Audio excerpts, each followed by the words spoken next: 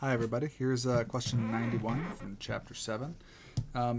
This question is asking about the maximum numbers of electrons that are available with several combinations of quantum numbers. So let's have a look at those.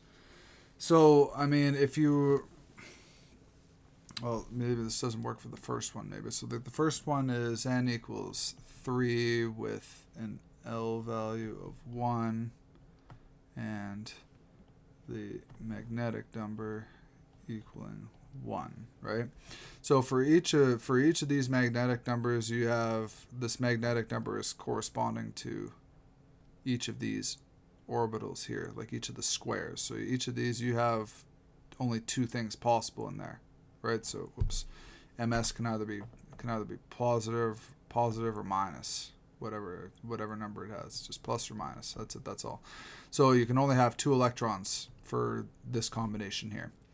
When we backtrack to L equals 1, we can have three different magnetic numbers, three of these per L, right? This like L corresponds to a p orbital. That means that we can have 6 electrons total in the p orbital, because that's what that L number equals. When you're up to n equals 3, we can also fit, like L can be anything under n minus 1. So in this case, like L is equal to 2 and 1 and 0. We're counting all of those. And L2 corresponds to the d orbital, and L to the p, and 0 to the s. So that means that we're adding as many as would be in a d orbital, which is 10, as many would be in a p orbital, which is 6, and as many that would be in an s orbital, which is 2, meaning that we have a total of 18 electrons per.